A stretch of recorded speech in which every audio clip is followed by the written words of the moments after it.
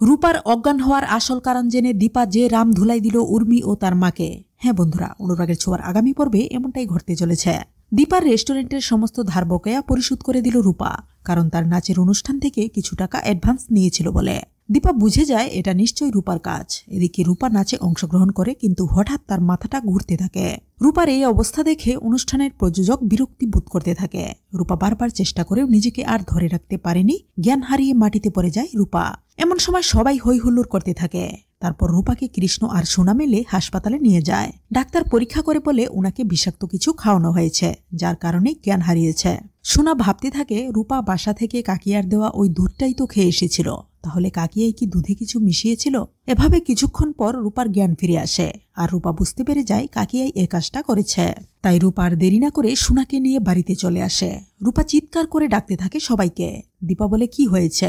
রূপা বলে কাকিয়া কোথায়? এমন সময় উর্মিও সেখানে এসে পড়ে। রূপা বলে কাকিয়া, তুমি কি করে পারলে আমার সাথে এমনটা করতে? আজ তোমার জন্য সব শেষ হয়ে গেল। উর্মি রূপার কথা শুনে ভয় পেয়ে যায় এবং আমতা আমতা করতে থাকে। দীপা সোনার কাছ থেকে সবটা জানার পর উর্মি ও তার মায়ের উপর চরম খেপে যায়। উর্মি মিথ্যেটা আর বেশিক্ষণ লুকিয়ে রাখতে পারেনি, তাই বলে ওঠে মাই আমাকে বলেছিল দুধে কিছু মেশাতে, কিন্তু ওটাতে কি ছিল আমি কিচ্ছু জানি না। দীপা উত্তেজিত হয়ে উর্মি ও তার মাকে বলে, তোরা এক্ষুনি এ বাড়ি থেকে বের হয়ে যাবি। তোদের এ বাড়িতে থাকার আর কোনো অধিকার নেই। তোদের জন্য আমার মেয়েটার যদি কিছু হয়ে যেত, তাই বলছি মা, তুমি তোমার মেয়েকে নিয়ে এক্ষুনি এ বাড়ি থেকে বেরিয়ে যাও। তো বন্ধুরা, এভাবে যদি সবটা জানতে পেরে উর্মি ও তার মাকে বাড়ি থেকে বের করে দেয় দীপা, তাহলে কেমন লাগবে তোমাদের? জানিয়ে দাও কমেন্ট করে। ধন্যবাদ।